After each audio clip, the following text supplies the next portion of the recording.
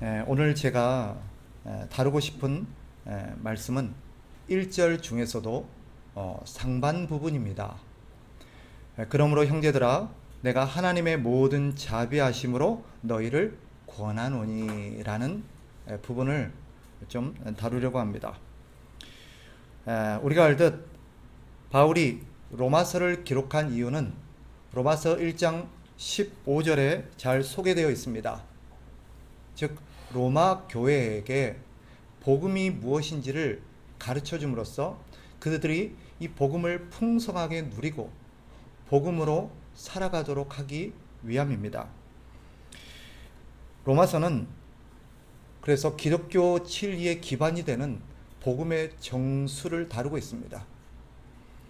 로마서는 크게 두 부분으로 우리가 나눌 수 있습니다. 1장부터 11장까지는 복음이 무엇인지를 설명합니다. 복음이 뭐냐? 그리고 12장, 우리가 오늘부터 살필 12장부터 마지막 16장까지는 그 복음을 믿는 사람들, 복음으로 살아가는 사람들의 삶은 어떠해야 하는가, 어떻게 살아야 되는가 하는 부분을 교훈하고 있습니다. 1장부터 11장까지가 하나님께서 우리를 위해서 하신 일들을 다루고 있다면 12장부터 16장까지는 우리가 하나님과 이웃을 위해서 무엇을 해야 되고 어떻게 해야 되는지를 다루고 있습니다. 즉 우리가 해야 될 일들이에요. 하나님이 우리를 위해서 행하신 일들을 우리는 교리라고 부릅니다. 우리가 하나님과 이웃을 위해서 해야 될 일들을 우리는 윤리라고 부릅니다. 그래서 로마서는 교리와 윤리가 어떻게 이루어져 있고 기독교인들의 삶의 기반이 되는 교리와 윤리를 가르치고 있습니다. 우리가 믿어야 될 교리, 그리고 우리가 살아야 될 윤리. 그래서 신자는 교리적인 사람이어야 하는 동시에 윤리적인 사람이어야 합니다. 가장 기독교적인 사람, 가장 신앙인다운 사람, 그 사람은 가장 교리적인 사람이면서 가장 윤리적인 사람이라고 표현할 수 있습니다. 비교리적인 사람도 바른 신앙인이라고 볼 수 없지만 비윤리적인 사람도 바른 신앙인이라고 볼 수 없습니다. 가장 기독교적인 사람은 그래서 가장 윤리적인 사람이라고 할 수 있습니다. 그 사람의 믿고 있는 교리, 그 사람이 살아가고 있는 삶의 기반이 되는 그 사람의 생각이 그 사람의 윤리적인 삶으로 나타나기 때문이에요. 그래서 그 사람의 삶을 보면, 즉 그 사람의 삶의 기반이 되는 교리, 사상과 신앙 체계를 우리는 알 수 있습니다. 그래서 저 목사가 어떤 사람인가, 도대체 저 목사가 믿고 있고 생각하고 있는 그 목사의 교리 체계와 신앙 체계를 가장 잘 엿볼 수 있는 대목이 그 목사의 윤리적인 삶의 모습입니다. 그가 뭐라고 말하든, 그가 뭐라고 가르치든 그 사람이 믿고 있는 바는 그 사람의 삶의 모습으로 여실히 드러날 수밖에 없어요. 윤리적으로 부도덕하고 부당한 사람이 바른 교리와 바른 신앙을 갖고 있다고 믿기 어려운 대목이 여기입니다. 신앙인들도 마찬가지예요. 여러분들이 어떤 분이냐, 여러분이 어떤 기독교인이냐는 여러분의 삶의 윤리가 어떠한가를 통해서 우리는 입증할 수밖에 없는 것입니다. 안타깝게도요, 세상 사람들은 여러분의 교리를 보는 것이 아니라 여러분의 윤리를 보고 판단합니다.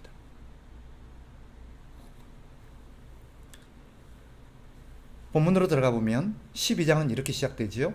그러므로 라고 시작합니다. 이는 1장부터 11장까지의 내용을 논리적 결론으로 이끄는 부분입니다. 즉 1장부터 11장까지 바른 교리에 대한 부분이라고 그랬잖아요.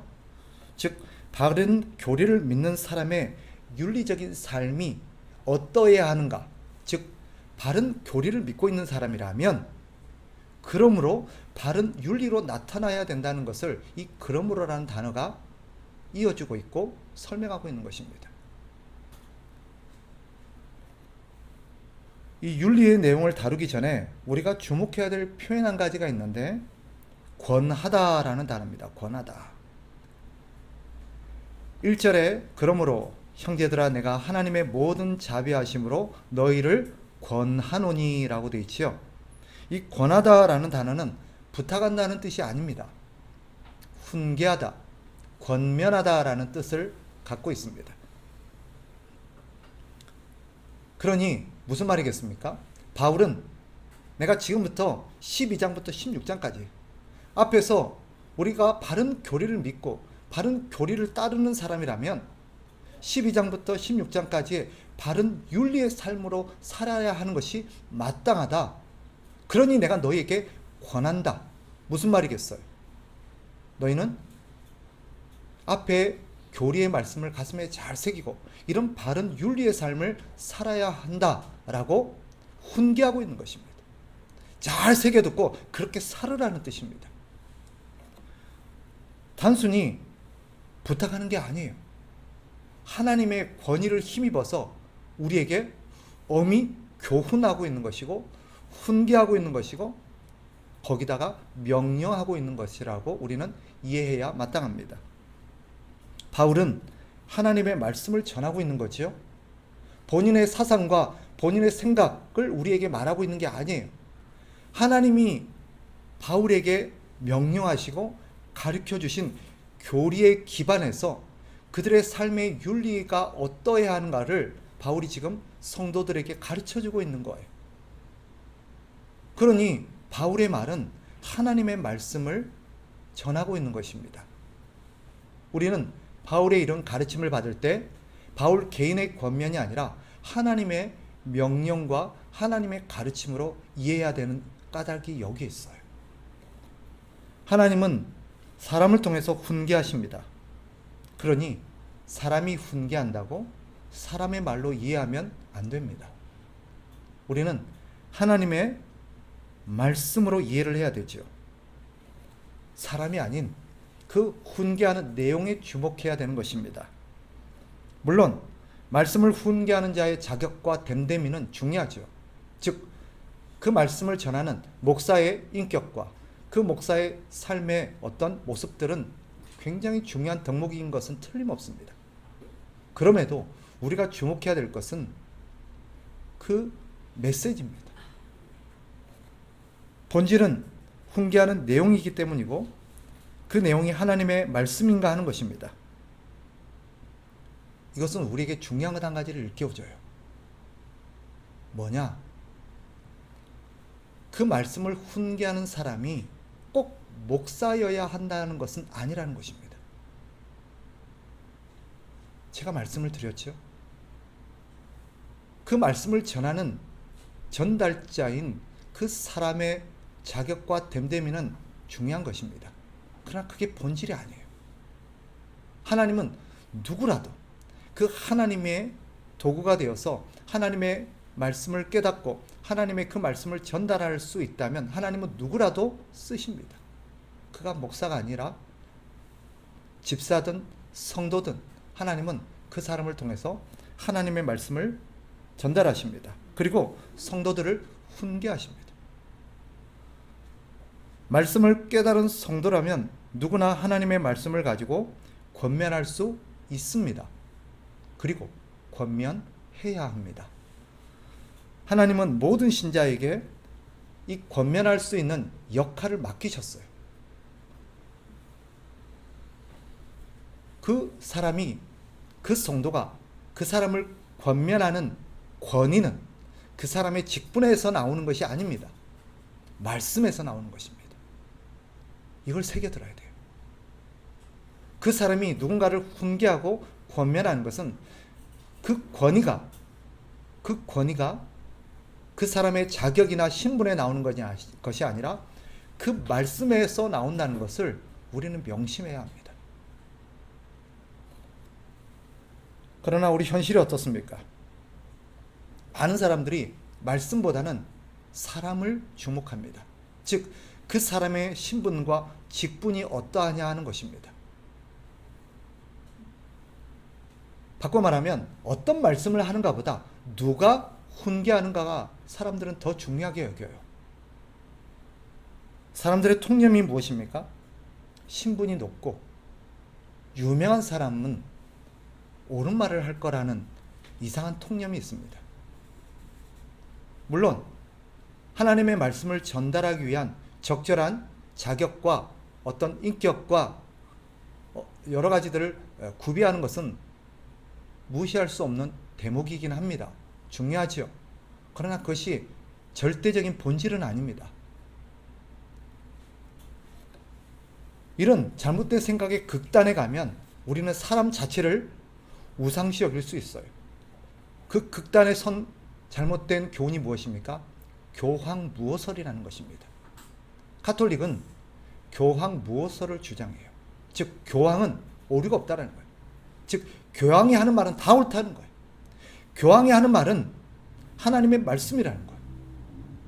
심지어 그것이 성경의 가르침과 다른다 할지라도 중요한 것은 성경에 뭐라고 말하고 있는가가 아니라 교황이 뭐라고 말하고 있는가 하는 것이 더 중요하다라고 말합니다. 놀라운 것은요, 이게 천주교만의 문제가 아니에요. 기독교 안에도 이런 목사 무호설이 존재합니다. 목사가 말하면 다 옳다라는 거예요. 여러분도 최근에 서울의 모 교회 사례를 들어보신 적이 있을 거예요. 그 목사가 성도들을 가르치고 훈계하는데 차마 우리가 상상할 수 없는 기괴한 어떤 방법으로 성도를 훈련시키는 거예요. 말도 안 되는 명령을 하는데 사람의 인분을 먹는 훈련을 시키는가 하면 어떤 경우에는 되먹지 않는 어떤 옷을 벗으라는 뜻한 어떤 비윤리적인 명령을 하는에도 불구하고 목사기 때문에 옳다라는 거예요. 그게 맞다라는 거예요. 도대체 이런 기괴한 논리가 어디에서 나오는 것일까요? 그게 바로 목사 무호설이에요. 말씀에 권위를 주지 않고 사람에게 다 권위를 주고 말씀보다 사람을 더 중요하게 여기게 되면 그 끝에는요, 사람 무호설이 나오는 거예요. 목사가 말하면 옳고 성도가 말하면 틀렸다. 맞습니까? 목사가 권면하면 옳은 것이고 성도가 권면하면 사람들이 듣지를 않아요. 왜 그럴까요? 여러 가지 이유가 있겠죠. 성도들이 목사의 훈계만 듣는 그 내면에는 이런 원리가 작동하기 때문이에요. 목사가 말하면 옳고 성도가 말하면 틀렸다. 성도가 성도를 권면하면 니나 내나 똑같은데 네가 뭐라고 나한테 권면을 해? 이런 반응을 보입니다. 그런데 목사가 얘기하면 한 수 접고 들어가요. 목사니까 틀린 말 하겠어? 목사니까 맞는 말 하겠지.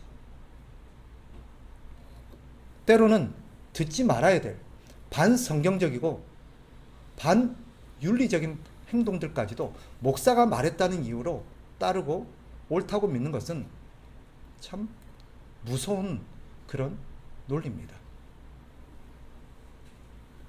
교회 특징이 뭔지 아십니까? 교회가 도대체 무엇입니까? 교회는 여러 가지 특징들이 있지만 교회가 갖고 있는 중요한 특징 중에 하나는 뭐냐? 하나님께서 서로가 서로를 세워가는, 함께 지어져가는 성전이 되게 하셨다는 거예요. 바꿔 말하면 혼자서는 온전한 성전이요, 온전한 성도로서 살아갈 수가 없어요. 온전해질 수가 없어요. 그래서 하나님께서는 성도들끼리 모여서 함께 생활하고 함께 신앙생활하면서 서로를 세워나가는, 때로는 서로를 권면하기도 하고 서로를 도와주기도 하고 위로하기도 하고 그렇게 하면서 함께 지어져가는 건물이 되게 하신 것입니다. 철이 철을 날카롭게 하듯 성도가 성도를 성도답게 세워져가는 거예요. 어떤 분들이 교회를 부정하면서 교회는 속 시끄러워, 그냥 혼자서 조용히 신앙생활하고 혼자 예배하고 혼자 그렇게 기도하면서 그렇게 살다가 하나님의 나라에 가면 되겠지. 물론 현실 세계에서 오죽했으면, 교회에서 오죽 힘들었고 오죽 이렇게 마음고생을 했으면 그런 얘기를 하겠습니까? 이해는 돼요. 그러나 옳은 것은 아니에요. 하나님의 뜻은 혼자서 신앙생활 하도록 우리를 부르지 않았어요. 그렇다면 굳이 하나님이 교회란 걸 세우지 않았을 거예요. 그리고 우리를 교회로 모으시지도 않았을 겁니다.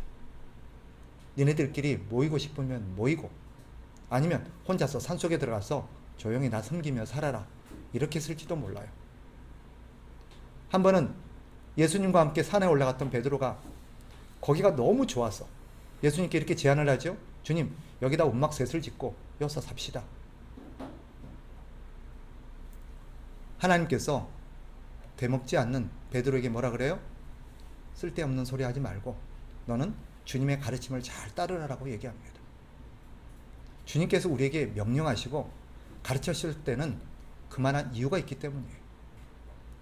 힘들어도요, 우리는 교회로 모여야 하고, 힘들어도 그 안에서 우리는 깎이고 다듬어져 가면서 온전하게 세워져 나갈 수 있기에 하나님께서는 우리를 교회로 모으신 것입니다.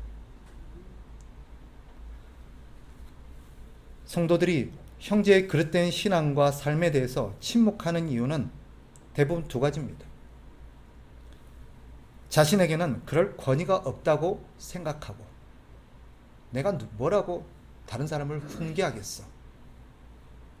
또 한 가지 이유가 있습니다.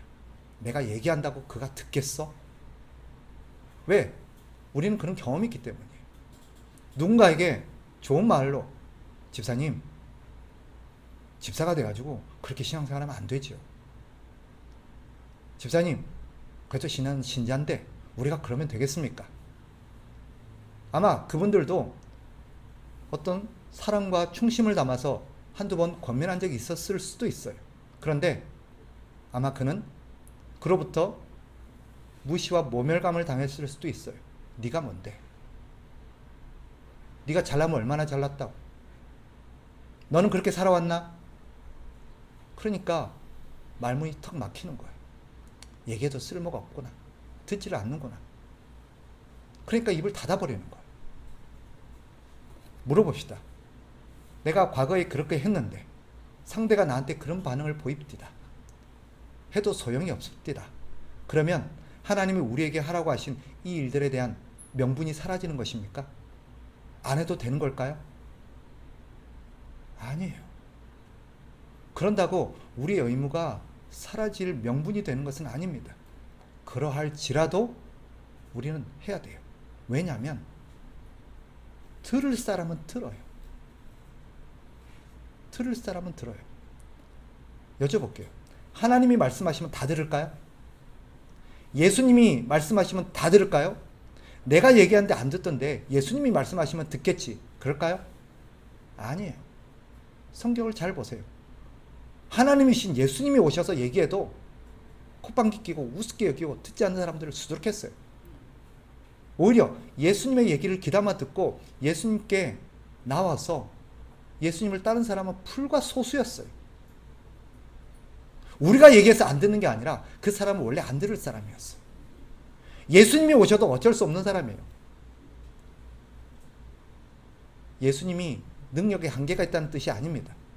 그 사람이 완악하다는 뜻이고 그 사람에게 하나님이 그런 은혜를 주시지 않았다라는 그런 뜻입니다. 여러분이 얘기해서 안 듣는 게 아니에요.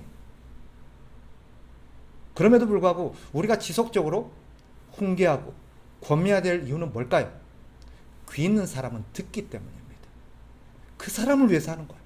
이 사람한테 얘기했는데 안 들어요. 복음을 전할 때도 마찬가지. 아무개 성도요, 아무개 형제요, 우리는 이렇게 살아야 합니다. 이것을 믿읍시다. 우리가 비록 어렵다고 우리가 타협하면 되겠습니까? 우리가 비록 힘들다고 부당하고 불의한 일을 행하면 되겠습니까? 그 사람이 너나 그렇게 하세요. 그렇다 할지라도 우리는 또 다른 사람에게 똑같이 가르쳐야 돼요. 전해야 돼요. 누군가는 듣고 누군가는 돌이킬 겁니다. 바로 그 사람을 위해서 우리가 그 일을 하는 거예요. 제가 설교한다고 여기 앉아 계신 분들이 다 귀담아 듣고 다 그것을 가슴에 새기면서 그래, 맞다, 큰 도전과 깨달음 속에 돌아갈까라고 생각할까요? 아니에요. 저는 그렇게 기대를 하고 있습니다만은 현실은 그렇지가 않아요. 불과 소수만이 오늘 그래, 목사님이 이렇게 말했지, 맞다, 내가 그거 따라야지, 내가 그러라고 하나님 나를 부른 사람인데 가슴에 새기면서 비록 내게 힘들고 피해가 오고 손해가 온다 할지라도 그렇게 살아가는 사람 소수입니다. 그렇다고 제가 성도들 설교에다 안 들읍디다, 주님 내가 이 짓을 계속해야 되나요? 그렇게 하나님 앞에 항변했던 선지자가 있죠. 예레미야예요. 예레미야만 그랬을까요? 대부분 그랬어요. 근데도 주님이 뭐래요? 가서 하래요. 그래도 하래요. 그래서 제가 하는 거예요. 그래서 하는 거예요.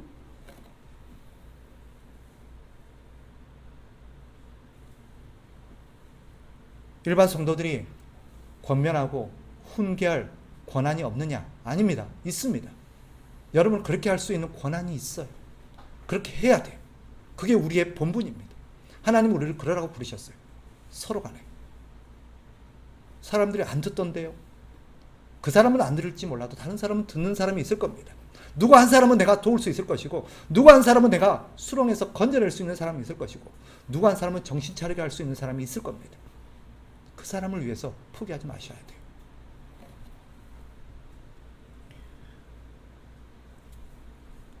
물론 이 대목에서 우리가 새겨야 될 중요한 교훈 한 가지가 있습니다. 뭐냐?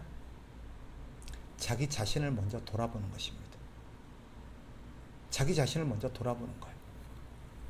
자기 앞가림도 못하는 사람이 누구를 권면할 수 있겠습니까? 그죠? 우리가 누군가는 얘기할 때 누군가가 말하면 수긍할 때가 있어요. 왜? 그 사람이 그런 삶을 살아왔기 때문에.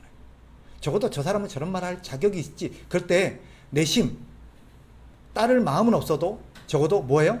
듣기는 합니다. 그런데 정말 터무니없고 얼토당치 않는 사람이, 자기가 보기에도 형편없는 사람이, 그 사람이 와서 자기에게 훈계를 한다? 그럼 어떨까요? 아이고 너나 잘하세요. 그렇게 나오는 거예요.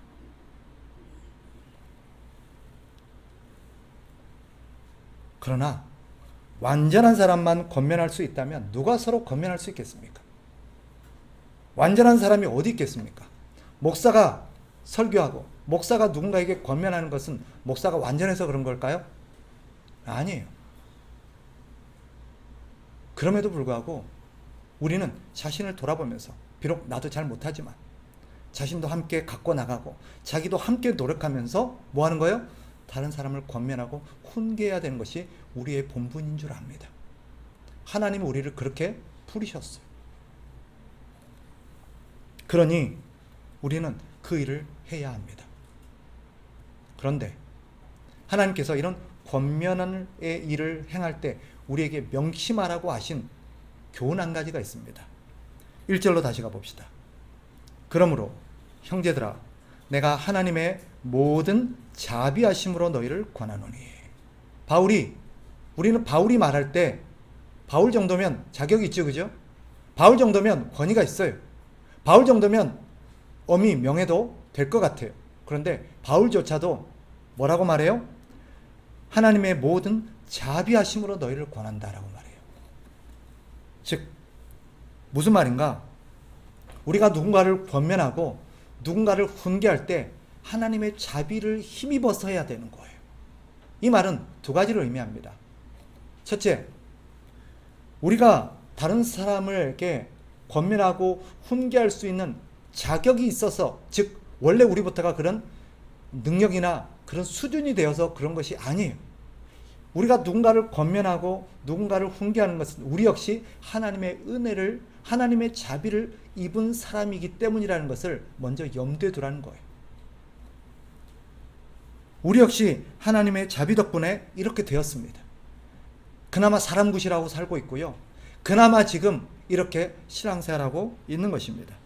그리고 하나님께서 우리에게 이런 역할을 맡기는 것 또한 하나님의 자비의 결과라는 것을 우리는 잊어서는 안 돼요. 그러니 어떻게 하라는 말이죠? 누군가에게 권면을 하고 훈계할 때 우리는 다른 사람을 상대를 무시한다거나 잘난 체 하면서 권면을 해서는 안 된다는 뜻입니다. 마치 상대가 형편없는 사람인 것처럼, 자기는 대단한 사람이고 상대는 형편없는 사람인 것처럼 그렇게 깔보고 무시하는 가운데, 또 고압적인 자세에서 그렇게 해서는 안 됩니다.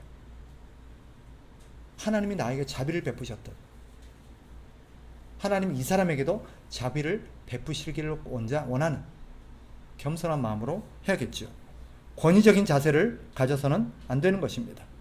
두 번째로, 권면의 목적 역시, 우리가 그를 권면하는 목적 역시 하나님의 자비를 전하는 것입니다. 무슨 말이냐? 이거예요. 우리는 그 사람에게 권면할 때 하나님이 이 사람을 심판하기를 원하는 게 아니라 하나님이 이 사람을 깨우치고 이 사람을 훈계해서 새 사람이 되고 이 사람이 변화된 삶으로서 하나님 앞에 복을 받는 사람이 되기를 원한다는 그 사실을 가르쳐줘야 되는 거예요. 그런데 많은 경우 우리가 다른 사람을 훈계하고 권면할 때 마치 하나님이 이 사람을 벌을 내리고 이 사람을 꾸짖어 책망해서 이 사람을 마치 심판할 것처럼 그렇게 훈계하고 권면하는 사람들이 있습니다. 마치 듣는 사람의 입장에서 내가 심판받고 있구나, 내가 처벌받고 있구나, 하나님이 나를 벌주고 있구나, 이런 느낌을 받게 하는 거예요. 아니에요. 권면의 목적이 뭐라고요? 하나님 지금 너에게 은혜를 베푸시는 거야.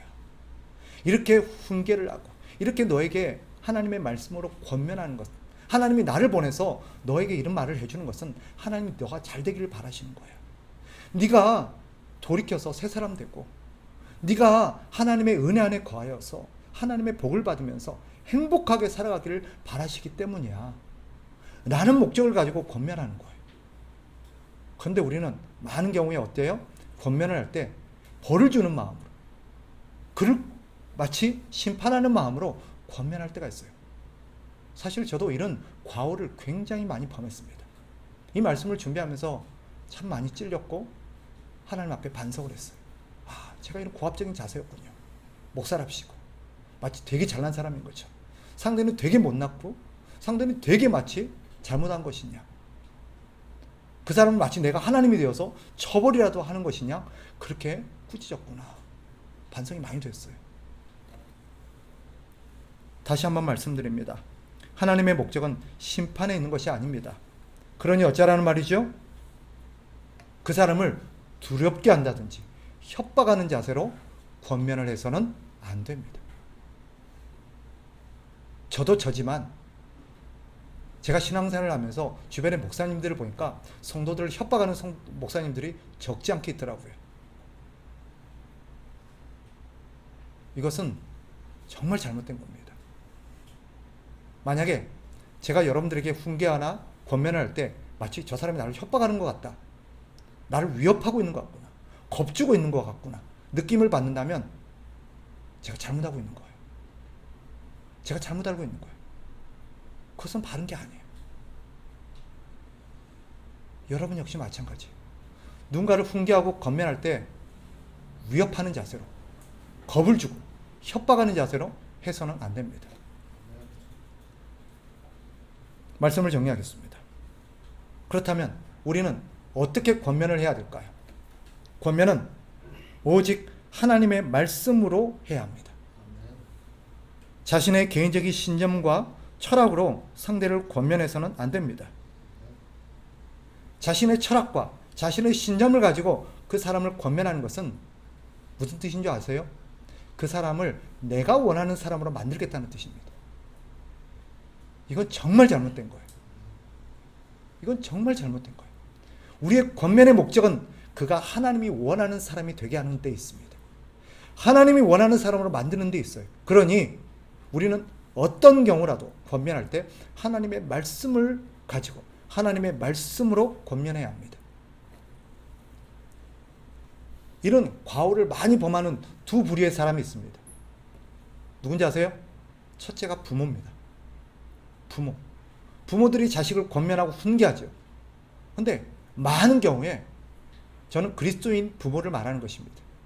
비그리스도인들은 차치하고라도 지금 그리스도인 부모들이 자신의 자녀들을 훈계하고 권면하는 걸 보면 거의 대부분이 자신의 철학과 신념을 가지고 자식을 훈계합니다. 그것은 그 부모의 심중에 어떤 의도가 있을까요? 이 자식을, 이 자녀를 하나님이 원하는 사람으로 만들겠다는 것이 아니라 자기가 원하는 사람으로 만들겠다는 생각이 깔려 있어요.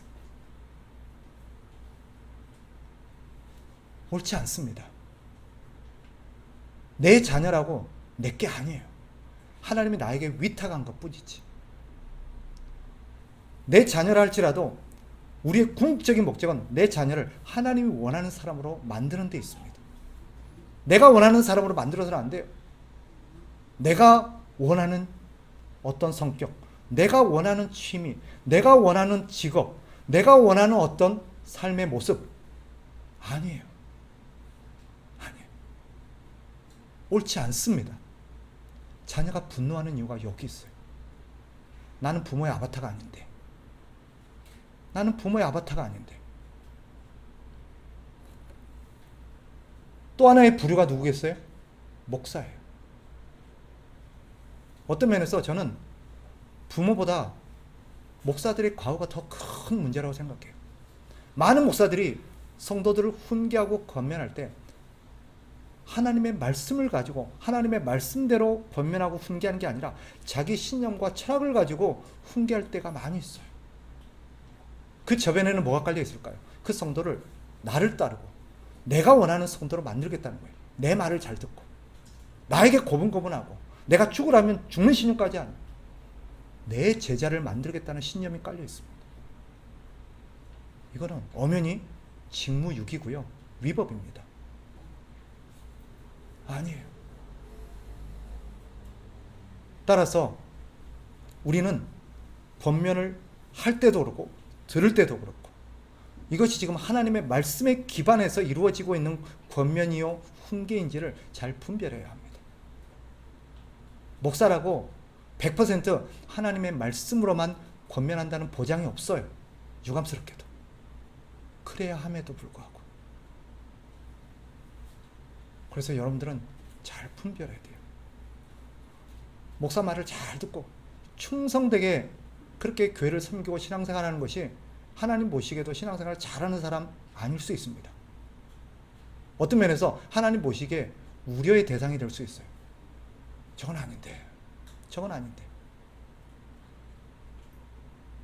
여러분 어떤 사람이세요? 물론 제가 보기에 우리 교회 성도들은 뭐 그런 분은 안 계신 것 같아요. 제 말이라고 껌뻑 죽고 그런 분은 안 계신 것 같아요. 제 입장에서는 참으로 유감스럽습니다. 그러나 참으로 다행일 수도 있겠다는 생각이 듭니다. 두 번째로 우리는 모든 사람은요, 목사든 성도든 누구든 하나님의 말씀 앞에서 겸손해야 합니다. 왜? 모든 권위가 말씀에서 나오기 때문입니다. 말씀은 곧 하나님의 권위입니다. 말씀 위에 있을 수 있는 사람은 아무도 없습니다. 이 말을 바꿔보면 누구라도 하나님의 말씀으로 권면을 하면 심지어 저 뒤에 앉아있는 우리 예원이가 한다 할지라도 목사님 제가 보기에 그건 아닌 것 같아요. 성경의 가르침과 좀 다른 것 같은데요? 성경이 이러라고 했잖아요. 근데 목사님이 그러면 돼요? 물론 우리 예원이가 이렇게 당돌하게 얘기할 거라고는 생각지 않지만 설령 우리 예원이가 그렇게 말한다 할지라도 그게 하나님의 말씀에 합당하다면 어떻게 해야 돼요? 들어야죠. 겸손해야죠. 제대로 된 목사라면 어떻게 하겠어요? 아 예원아 맞다. 내가 잘못했네. 미안해. 내가 고칠게. 앞으로 내가 잘할게. 고민해줘서 고마워. 이래야죠. 이래야죠. 누구라도 말씀 앞에 겸손해야 된다는 것은 그가 누구든지 교훈하는 권면하는 대상이 누구든지 그가 하나님의 말씀으로 권면을 한다면 누구라도 겸손해야 돼요. 젊은 우리 여자 집사가 연로하신 권사님에게 권사님 그건 아닌 것 같아요. 하나님 말씀에 위배되는 것 같지 않습니까? 하나님의 가르침에서 뭔 것 같아요. 이렇게 합시다. 아니 어디 젊은 여집사가 그냥 권사 말에 지금 토를 달아? 이러면 안 돼요. 이러면 안 돼요. 소망이 없어요, 그 사람은. 그런 교회가 제대로 될 리가 없어요. 바른 교회는요, 바른 권면이 있어야 돼요. 그래서 교회의 바른 지표 중에 하나가 뭔지 아세요? 권징이에요. 오늘날 모든 교회를 통틀어서 가장 우려스러운 일 하나가 교회 권징이 사라졌다는 거예요. 아무도 교회에서 옳은 말을 안 해요. 아무도 목사를 향해서 옳은 말을 안 해요. 교회가 잘못 가고 있는데, 진리에서 멀어져서 그릇된 길로 가고 있는데 아무도 말을 안 해요. 입을 닫고 있어요. 저는 모든 교회를 통틀어서요, 오늘날 교회의 가장 큰 문제 하나가 교회 안에서 권징이 사라졌다는 것입니다. 듣지를 않아요. 하지도 않아요. 목사가 성도에게 권징한다고 칩시다. 집사님, 집사가 되고 그러면 되겠어요? 어떻게 행실이 그래요? 어떻게 직장생활을 그렇게 해요? 어떻게 장사를 그렇게 해요? 그러면 안 되죠. 회개하고 그거 다시 고치세요. 그러면 목사님 잘못했습니다. 다시는 그렇게 안 할게요. 그래야 되죠. 그래야 집사죠. 근데 교회가 역분인가? 지가 목사랍시고 어디 감히 훈계를 내? 딴 교회 가버려요. 성도가 큰 맘 먹고 목사에게 훈계를 했어요. 권면을 했어요. 목사님 아무리 생각해도 그건 아닌 것 같습니다. 아무리 생각해도 그건 아닌 것 같습니다. 교회가 그러면 안 되잖아요. 교회가 그런 일을 하면 안 되잖아요. 어디 집사가 나가! 감히 목사가 명령하는데 그게 교회입니까? 그런 교회가 어떻게 교회일 수 있겠어요? 저는요, 다시 힘주어 말씀드리는데 우리 교회에 가장 큰 문제 하나가 있다면요, 권징이 사라진 거예요. 그러니까 말을 하기가 조심스러워요. 괜히 그것 때문에 사람들이 전부 다 눈치를 보고 있어요. 분위기 이상해질까 봐, 성도 나갈까 봐, 또 그것 때문에 괜히 자기가 부당한 일, 억울한 일 당할까 봐. 단언컨대요, 교회가 아닙니다. 그건 교회가 아니에요.